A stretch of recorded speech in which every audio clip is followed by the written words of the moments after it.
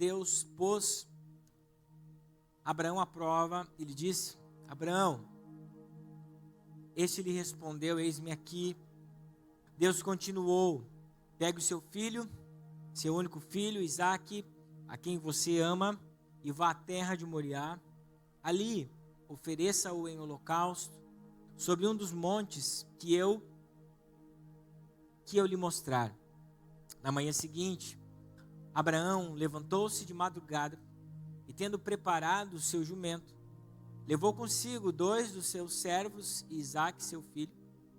Achou lenha para o holocausto e foi para o lugar que Deus lhe havia indicado. No terceiro dia, Abraão ergueu os olhos e viu o lugar de longe. Então disse aos servos: esperem aqui com o jumento. Eu e o rapaz iremos até lá, e depois de termos adorado, voltaremos para junto de vocês. Abraão pegou a lenha do holocausto e colocou sobre Isaque, seu filho. Ele, por sua vez, levava nas mãos o fogo e a faca. Assim, os dois caminhavam juntos.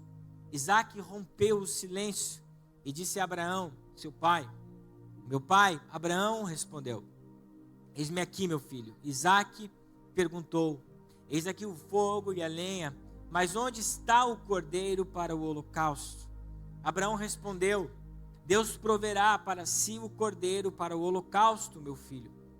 E depois seguiam juntos, e os dois seguiam juntos. Chegaram ao lugar que Deus havia indicado. Ali Abraão edificou um altar, arrumou a lenha sobre ele, amarrou Isaque, seu filho, e o deitou no altar, em cima da lenha. E, estendendo a mão, pegou a faca para sacrificar o seu filho, mas o anjo do céu, o anjo do Senhor, o chamou: Abraão, Abraão. Ele respondeu: eis-me aqui. Então ele disse: não estenda a mão sobre o menino e nem faça nada a ele, pois agora sei que você teme a Deus, porque não me negou o seu filho, o seu único filho. Abraão ergueu os olhos e viu atrás de si um carneiro preso pelos chifres entre os arbustos. Abraão pegou o carneiro e o ofereceu em holocausto em lugar de seu filho. Abraão deu àquele lugar o nome: o Senhor proverá. Daí dir-se-á até o dia de hoje: no monte do Senhor se proverá.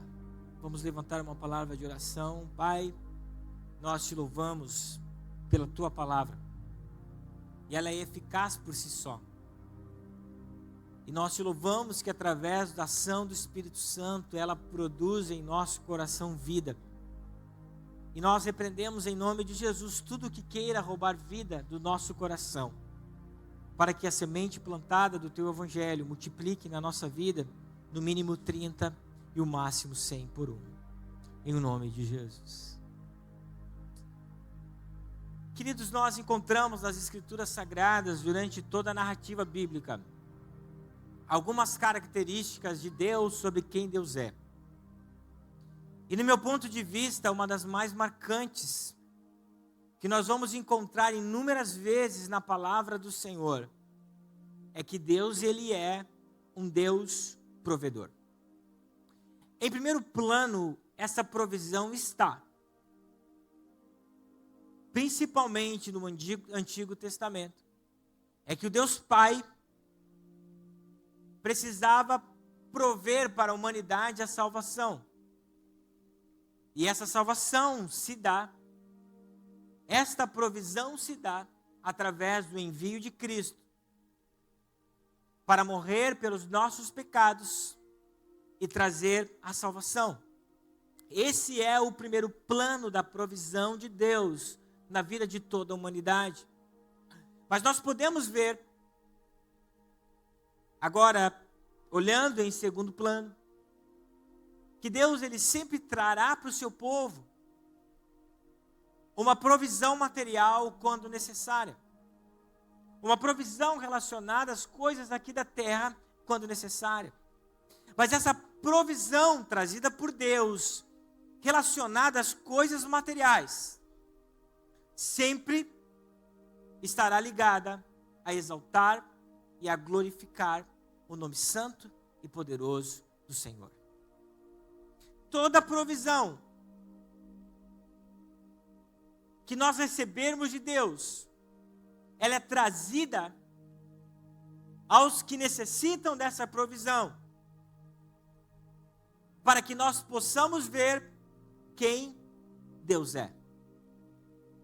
E no livro de Gênesis, capítulo 3, e versículo 21, nós vamos ver de uma forma tipológica que a primeira provisão foi quando o Senhor Deus vestiu Adão e Eva quando eles estavam nus. Quando eles descobriram as suas vergonhas, por causa do pecado, o Senhor proveu para eles uma vestimenta para tapar a nudez do pecado que existia sobre a vida deles. A partir daí, nós vamos ver na narrativa bíblica um Deus que, de todas as formas, quer mostrar para a humanidade que era necessária uma provisão de salvação. Porque Ele é um Deus que provê as necessidades primárias, que é a salvação, mas também provê aquilo que nós precisamos. E a narrativa bíblica vai nos mostrar isso. Primeiro, nós precisamos compreender que a provisão, ela sempre virá através de uma necessidade. Isto é, nós sempre seremos providos daquilo que não temos. Você não pode ser provido em algo que você já tem, porque você tem. Mas Deus sempre proverá aquilo que ainda não temos. A provisão de Deus está em dar aquilo que não se tem diante de uma necessidade. Mas, meu irmão,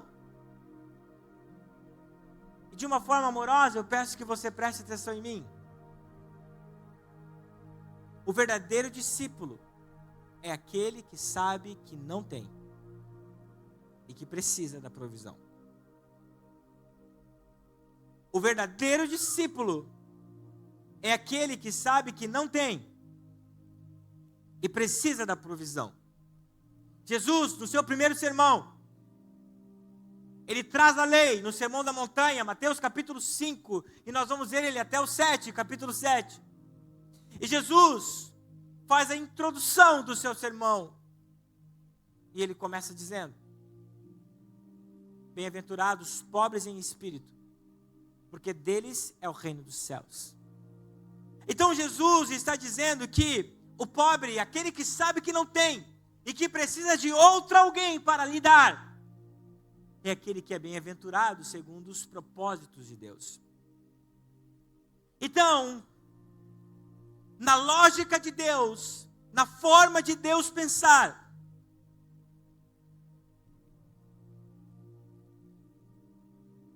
está essa verdade, que todos nós precisamos entender que não temos nada, e precisamos ser provisionados em tudo, através daquele que tudo pode e que tudo tem. Bem-aventurado aqueles que são pobres, aqueles que reconhecem que precisam de alguma coisa e que não tem nada, e reconhecem que somente aquele que tem toda dádiva e todo dom perfeito, que somente Ele pode dar e suprir aquilo que nós estamos precisando. Também nós precisamos compreender que a provisão, preste muita atenção nisso, que a provisão geralmente será uma demanda extraordinária. Pastor, o que é extraordinário? É tudo aquilo que foge do natural, do normal, do ordinário.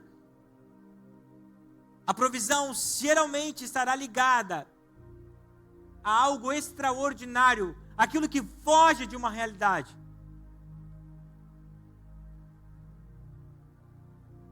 E nós chamamos essa intervenção de extraordinária, essa intervenção de uma provisão extraordinária de milagre. Nós vamos ver na narrativa bíblica o Senhor provendo cura ao cego. Nós vamos ver Jesus provendo cura à mulher com fluxo de sangue. Nós vamos ver no Antigo Testamento o Senhor provendo comida para a mulher que não tinha o que comer. Veja que a provisão vem diante de uma necessidade. E geralmente ela vem através de um milagre, em coisas extraordinárias. Está todo mundo me entendendo? Aí nós vamos começar a entrar no texto, que é uma outra verdade, uma outra realidade. Geralmente, aquele que é provisionado,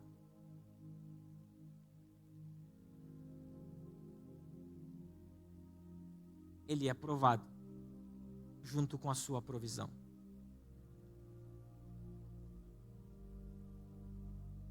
Isto é, ele pode ser levado ao limite antes de receber a sua provisão.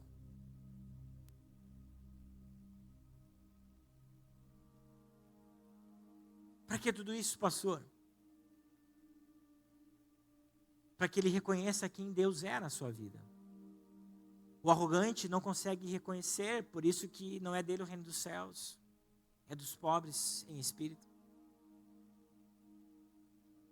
E muitas vezes nós precisamos ser abatidos para reconhecer que a provisão não vem daquilo que nós fazemos, não vem das nossas qualidades, não vem das benesses que nós fazemos, daquilo que somos bons, mas a provisão sempre estará de Deus, sempre virá de Deus para a nossa vida. E quando nós somos muito bons em algumas coisas, o Senhor ele precisa nos abater para mostrar que Ele é o provedor de tudo. Por isso que geralmente, junto da provisão, virá uma prova de Deus para a nossa vida. E com essa breve exposição desses 14 versículos, eu quero mostrar isso biblicamente.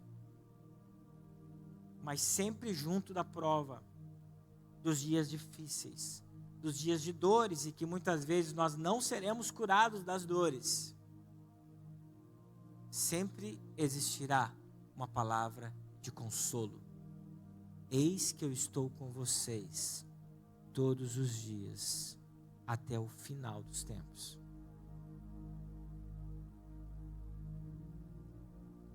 Nós vamos ver que no versículo 1 até o 3, que o Deus que nós servimos é um Deus que prova.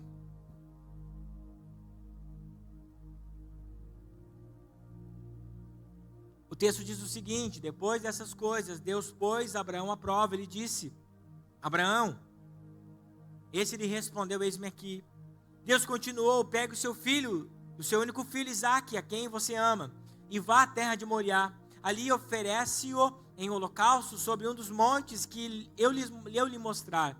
Na manhã seguinte, Abraão levantou-se de madrugada e, tendo preparado o seu jumento, levou consigo 2 dos seus servos e Isaque, seu filho, rachou lenha para o holocausto e foi para o lugar que Deus lhe havia indicado. É muito interessante que o versículo 1, pode deixar lá para mim, é uma sequência do capítulo 21. Porque o texto vai dizer depois dessas coisas. E se, meu irmão, você olhar depois, o que coisas são essas? É o milagre do nascimento de Isaque. Abraão tinha 100 anos. Sara era estéril. Deus havia feito grandes coisas. Abraão e Sara estavam eufóricos com tanta ação miraculosa na vida deles, com tanta bondade. Eles estavam pensando: uau, a promessa se cumpriu, Deus foi fiel naquilo que falou. E daí, depois dessas coisas, pôs Deus Abraão à prova.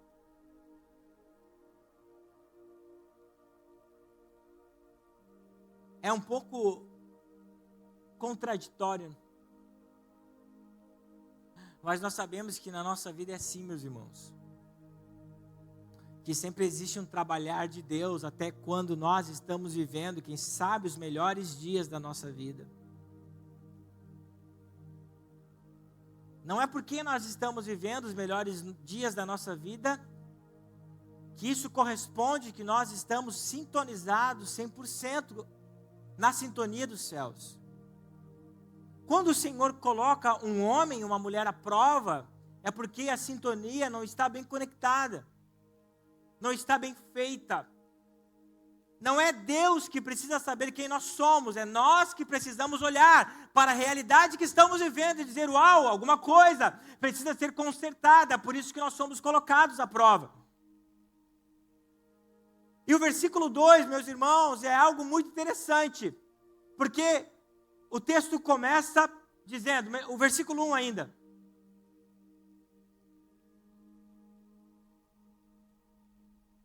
que o Senhor colocou Abraão à prova. O texto mostra que Deus conhece quem estava sendo provado. Só se chama pelo nome naquele no qual você conhece. E o texto diz que Abraão foi chamado pelo nome. Sabe o que isso está mostrando para nós, meus irmãos? Que Deus prova somente aqueles a quem Ele conhece. Deus quer tirar algo mais puro e verdadeiro, apenas de quem Ele conhece. Porque o texto fala que Deus chamou Abraão pelo seu nome.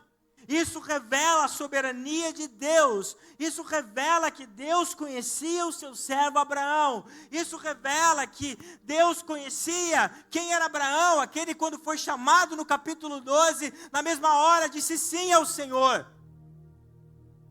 Se nós estamos sendo provados em alguma área, não quer dizer que Deus se esqueceu de nós, que Deus não nos conhece, pelo contrário, Ele está nos chamando pelo nome e nos colocando à prova. O versículo 2 mostra que Abraão é provado naquilo que ele mais amava, o seu filho Isaque. Isaque, meus irmãos, era o símbolo da aliança que Deus tinha com Abraão.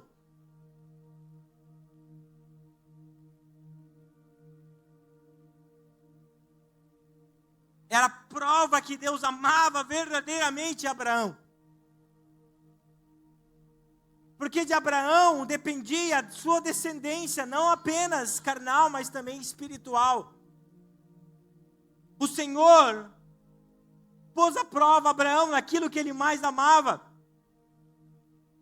O versículo 3, o versículo 2 era um dos mais contraditórios da Bíblia, porque Deus pede um sacrifício humano, mas na verdade não era o que Deus queria. Na verdade, o Senhor queria ver como, melhor dizendo, o Senhor queria provar para Abraão como o coração de Abraão estava.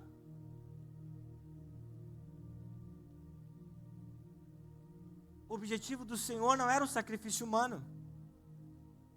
O sacrifício a ser feito não estava relacionado em matar Isaque de uma forma literal, mas sim mostrar a Abraão que quem sabe Isaque estava entre ele e Deus, e nada poderia ser maior do que Deus na vida do patriarca Abraão.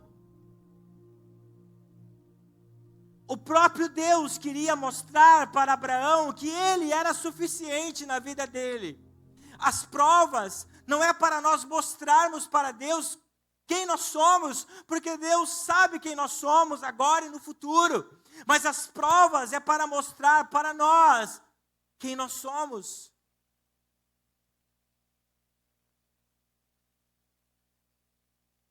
E Deus queria mostrar para Abraão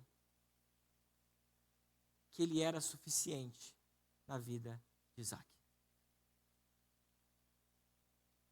E nesses 3 primeiros versículos, nós encontramos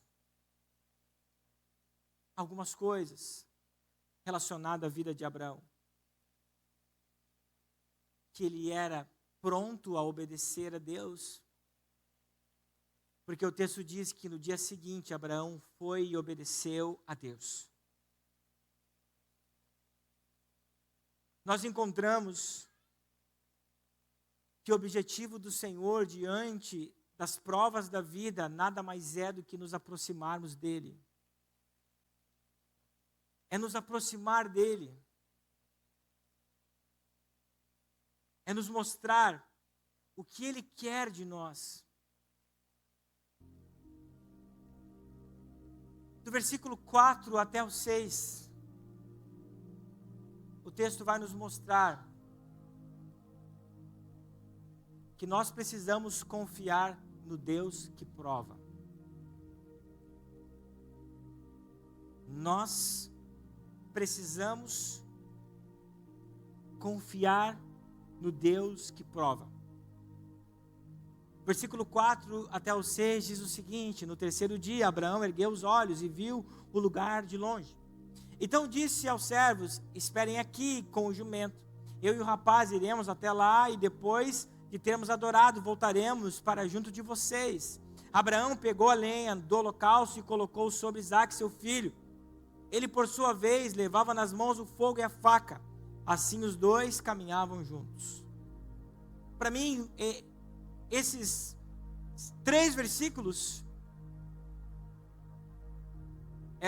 é uma das partes mais marcantes desse recorte.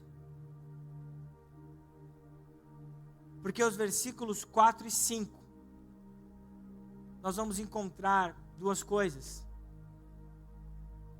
Primeiro, o versículo 4 vai dizer o seguinte: no terceiro dia. Isso quer dizer que eles caminharam 3 dias até chegar ao Monte Moriá. Abraão caminhou 3 dias com aquele sentimento de prova no seu coração que ele iria sacrificar Isaque. Pensa, meu irmão, você caminhar 3 dias, 72 horas, pensando em algo que você precisa sacrificar, que você não queria, pensando na perda, pensando na dor.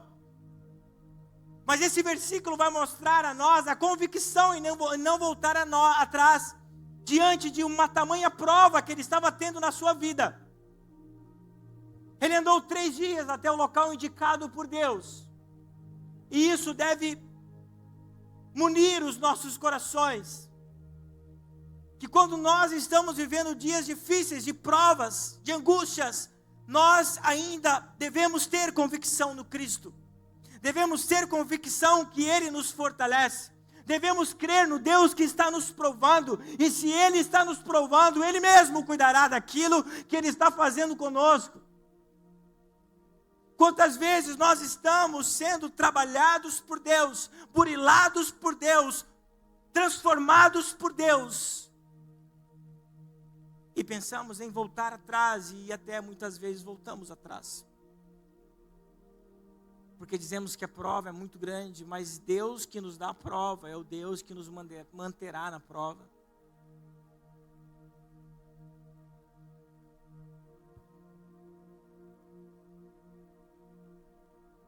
E o segundo ponto é a confiança.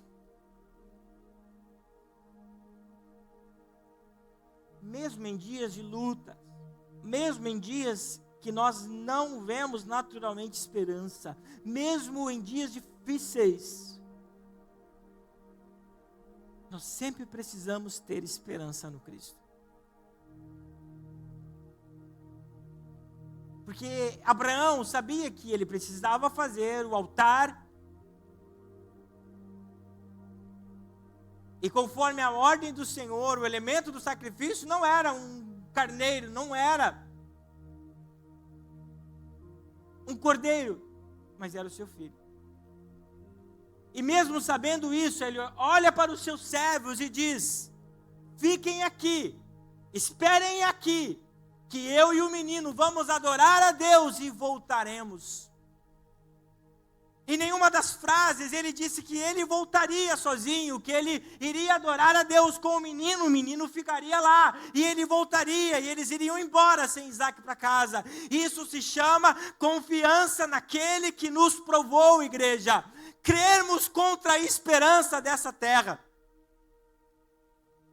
O escritor aos Hebreus, no capítulo 11, do versículo 17 até o 19, diz o seguinte: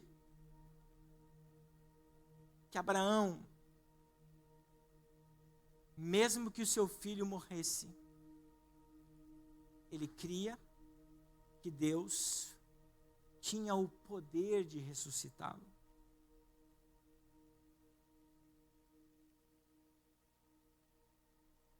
Nós precisamos confiar no Deus que nos prova. Nós precisamos confiar em Deus mesmo diante dessas provas da vida. Não podemos retroceder.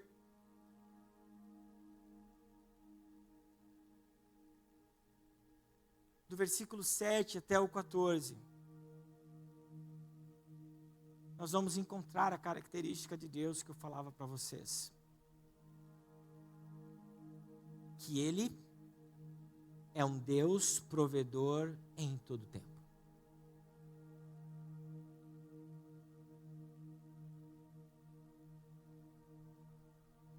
O versículo 7 diz o seguinte: Isaque rompeu o silêncio e disse a seu pai, Abraão, seu pai, meu pai. Abraão respondeu: eis-me aqui, meu filho. Isaque perguntou: eis aqui o fogo e a lenha, mas onde está o cordeiro para o holocausto? Quando nós olhamos para detalhes da narrativa, nós vamos ver que havia angústia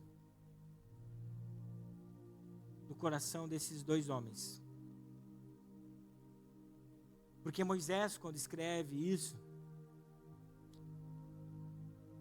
ele faz questão, coloca o versículo 7. Versículo 7.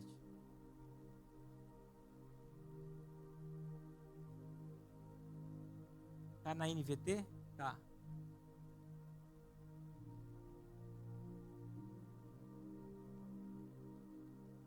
Ele faz questão de colocar a seguinte frase: Isaque rompeu o silêncio e disse a seu pai.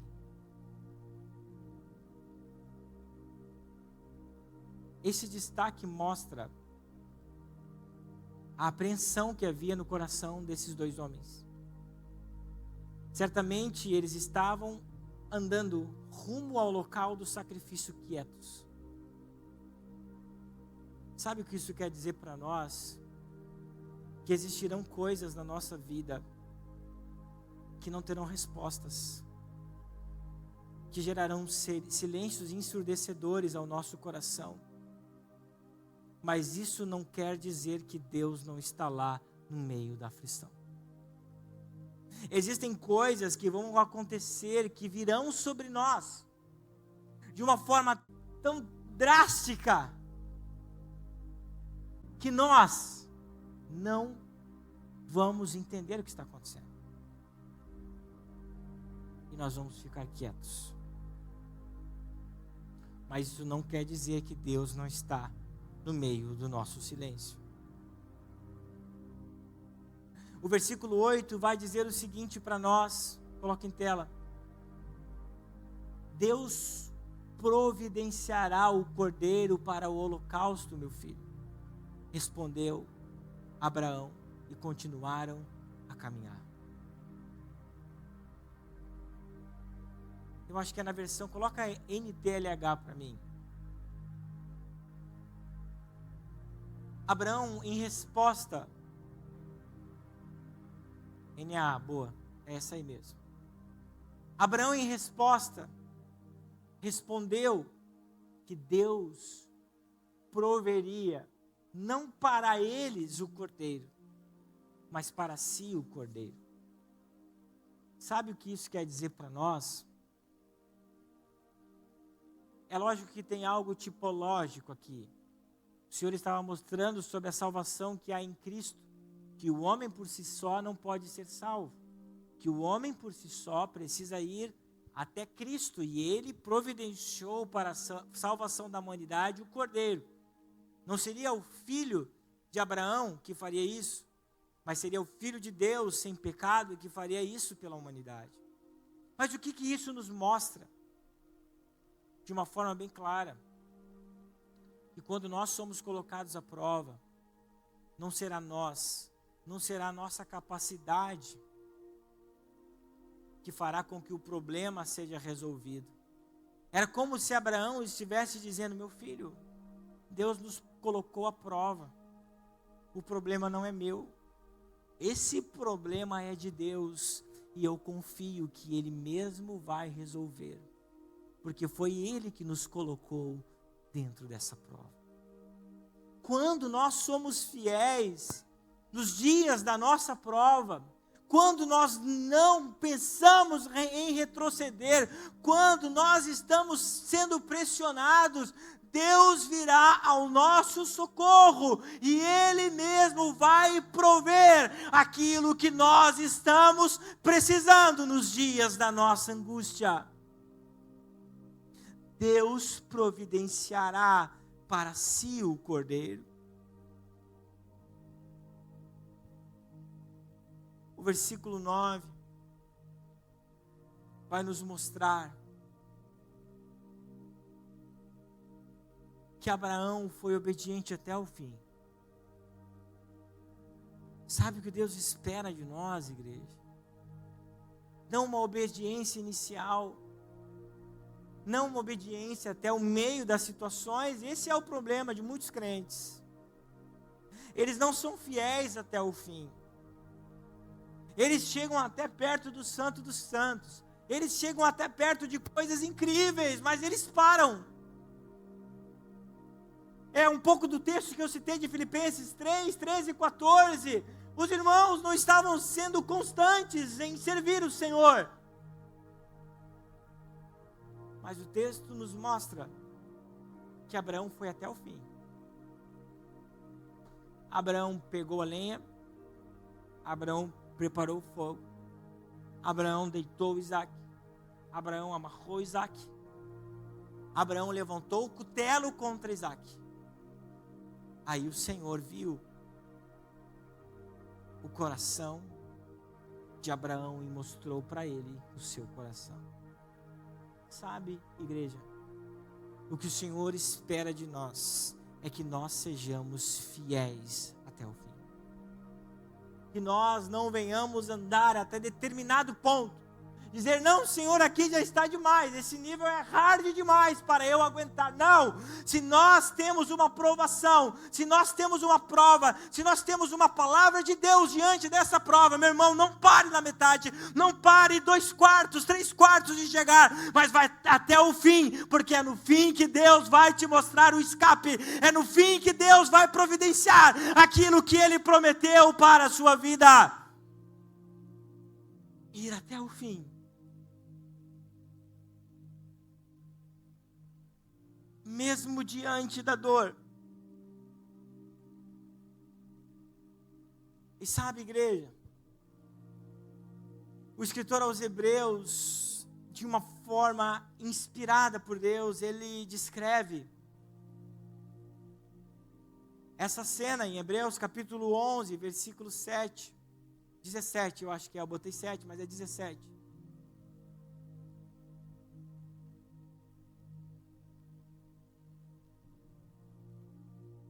E ele diz o seguinte: eu pergunto para você, na narrativa de Gênesis 22, Abraão ofereceu, sacrificou Isaac, sim ou não?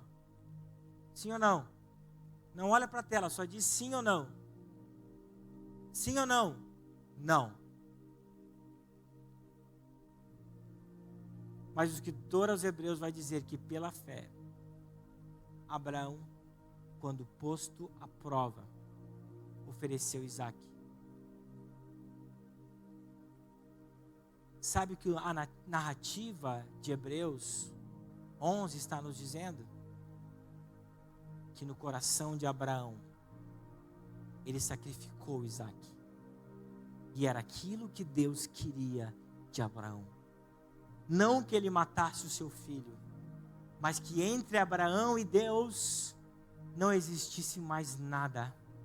Não existisse filho, não existisse terra, não existisse nada, mas somente uma devoção sincera ao seu Deus. Para Deus, Abraão sacrificou Isaac. A prova, o ministério já pode subir, não é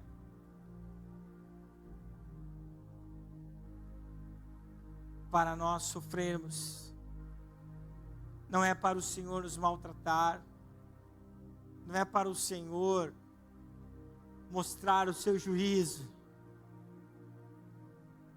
é para o Senhor fazer de nós, ou mostrar para nós aquilo que Ele quer fazer. O versículo 14 de Gênesis 22, 14 diz o seguinte: e Abraão deu àquele lugar o nome, o Senhor proverá. Daí dir-se-á até o dia de hoje, no monte do Senhor se proverá. Essa narrativa bíblica mostra sobre um Deus que provê para o homem a salvação. Pois a provisão do cordeiro para Abraão é tipológica. Pois o cordeiro que Deus preparou para si é Cristo. O cordeiro para satisfazer a Deus não era Isaac. Era Cristo. Esta é a provisão primária que o Deus Todo-Poderoso faz na vida da humanidade. Mas nós precisamos também compreender que é o próprio Deus que nos dará provisão em meio às tribulações e às provas da vida. O que nós precisamos fazer, igreja, é depender de Deus como Abraão. E devemos crer que o nosso Deus é provedor em todo tempo.